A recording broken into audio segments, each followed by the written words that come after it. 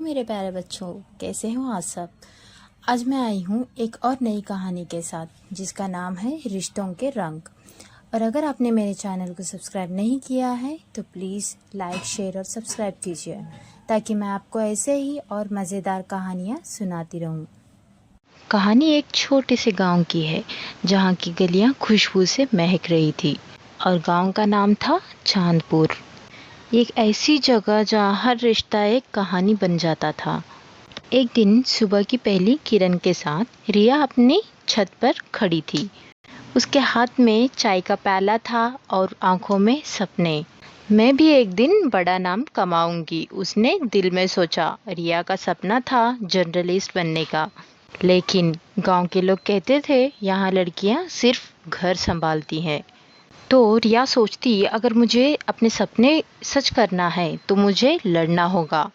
हर सुबह वो अपने सपनों को एक नए रंग में देखती थी और कुछ नए कदम लेने का सोचती थी। उसने अपने स्कूल की किताबें निकाली जो उसने 2 साल पहले बंद कर दी थी। गांव के लाइब्रेरी तक जाना, दूसरे गांव से नए अखबार मंगवाना और पुरानी इंटरव्यूज देखकर नोट्स लेना, ये सब उसका नया रूटीन बन गया था। लोग उसे बदतमीज कहते थे, लेकिन उसके मन में एक ही सवाल था, क्या सच में अपने सपनों को हकीकत बनाने का कोई गलत तरीका हो सकता है। दूसरी तरफ अर्जुन अपनी फील्ड्स में काम कर रहा था। वो एक सीधा साधा किसान लड़का था, लेकिन उसका एक अलग ही नजरिया था जिंदगी का देखने का सपना। उसका सपना था कि एक दिन उसका नाम बड़े बड़े किसानों के बीच हो। जब भी कोई उसका मजाक उड़ाता वो सिर्फ एक ही बात कहता, मिट्टी का असली सोना उसी मिलता है जो उस पर मेहनत करता है।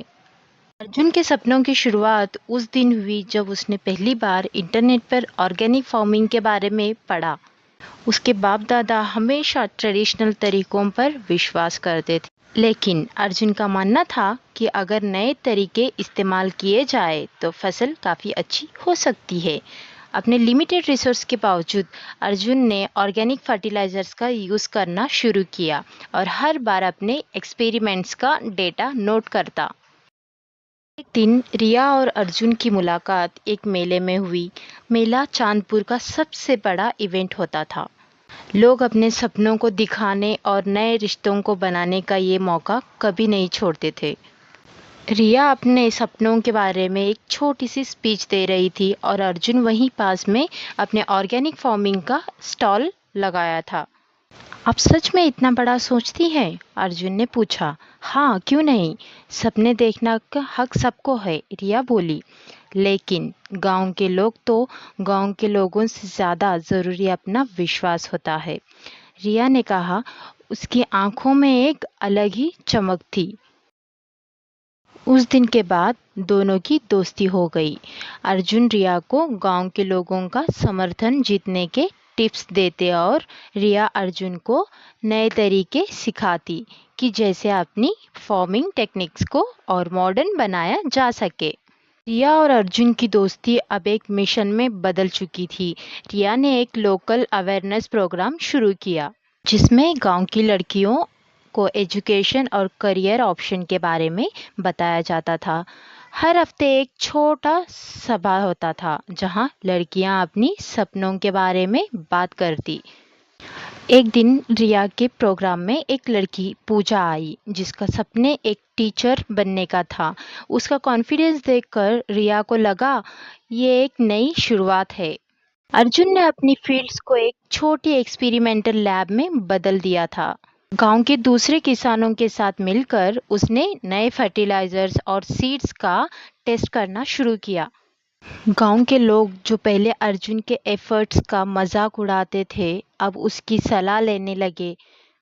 एक दिन अर्जुन ने अपने डेटा के माध्यम से ये प्रूफ किया कि ऑर्गेनिक फार्मिंग न सिर्फ ज़्यादा प्रॉफिटेबल है बल्कि एनवायरनमेंट फ्रेंडली भी है। एक साल बाद चांदपुर एक नए रंग में रंग चुका था।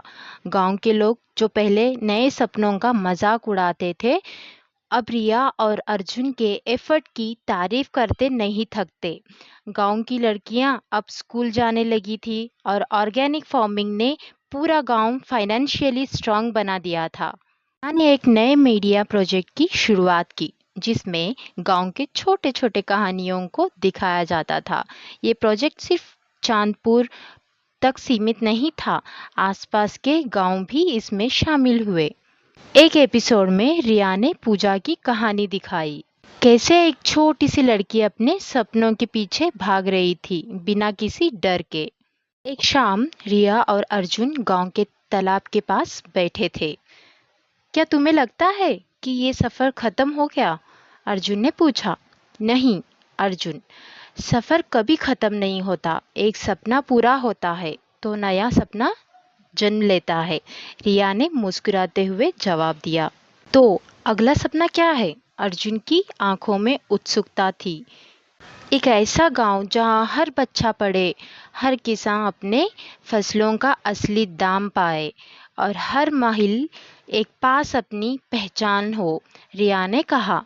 और ये होगा। अर्जुन ने उसकी बात को मजबूती से थामा। 2 साल बाद चांदपुर के बदले हुए रंग और रूप को देखने के लिए आसपास के गांव के लोग भी आने लगे। रिया ने एक छोटा लाइब्रेरी बनाया जहां गांव के बच्चे और बड़े पढ़ाई और नए विचार सीखते थे। अर्जुन ने अपने फार्म के पास एक सोलर पावर प्लांट लगाया जो न सिर्फ उनका फार्म बल्कि गांव के कुछ और घरों को भी बिजली उपलब्ध करना था। और अर्जुन ने मिलकर एक नई कमेटी बनाई जिसमें गांव के सभी लोग अपने सुझाव देते थे और नए काम की योजना बनाते थे। कमेटी के माध्यम से गांव में एक क्लिनिक भी खुल गया जहां फ्री मेडिकल चेकअप होता था। इनिशिएटिव में रिया और अर्जुन ने गांव की औरतों के लिए एक सेल्फ हेल्प ग्रुप शुरू किया। ये ग्रुप औरतों को अलग अलग स्किल्स जैसे स्टिचिंग और हैंडक्राफ्ट बनाना सिखाता था।